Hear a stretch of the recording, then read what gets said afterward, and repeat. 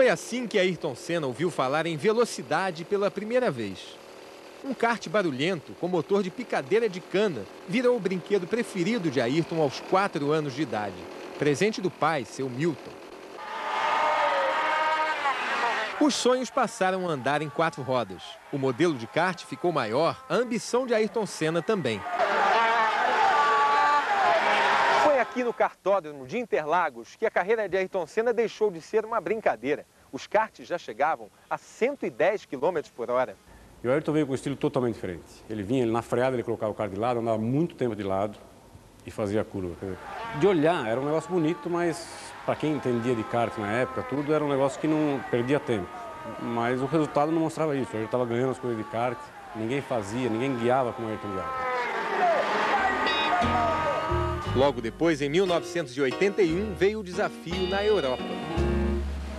Os títulos na Fórmula Ford. Em seguida, na Fórmula 3, Ayrton escreveu sua história com números e recordes. Nas 9 primeiras corridas, 9 vitórias. O início da carreira de Ayrton Senna na Fórmula 3 foi arrasador. Naquela época, ele ainda era conhecido como Da Silva e impressionou tanto os jornalistas ingleses que um deles, em sua homenagem, resolveu dar um apelido ao mais tradicional circuito da Inglaterra. Em vez de Silverstone, Silverstone.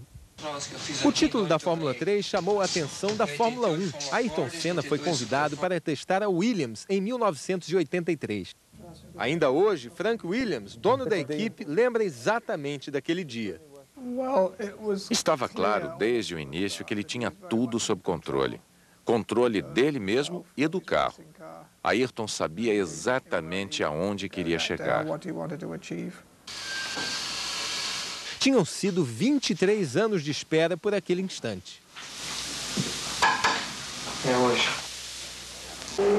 No cockpit da Williams do campeão Keck Rosberg, Ayrton precisou de apenas 10 voltas no circuito de Donington Park, na Inglaterra, para bater o recorde da pista, com um carro que jamais tinha pilotado.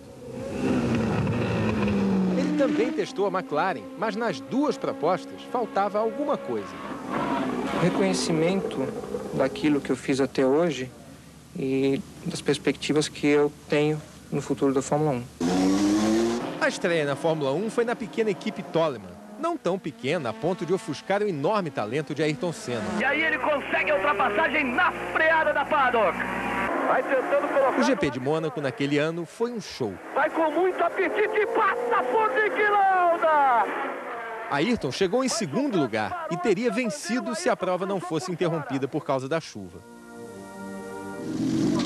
Esse desempenho impressionante o empurrou no ano seguinte para a Lotus, equipe grande e que tinha revolucionado a Fórmula 1 nas décadas anteriores. 21 de abril de 1985, aqui em Portugal, Ayrton Senna conseguiu sua primeira vitória na Fórmula 1. Naquele dia histórico, debaixo de um temporal, ele mostrou por que ficaria conhecido como o Rei da Chuva. Enquanto os adversários tiravam o pé do acelerador com medo de rodar na pista, ele levava o seu carro cada vez mais até o limite. Era um risco. Qualquer traçado parecia perigoso. Com a pista daquele jeito, um deslize literalmente seria o fim da corrida. Mas Ayrton foi perfeito.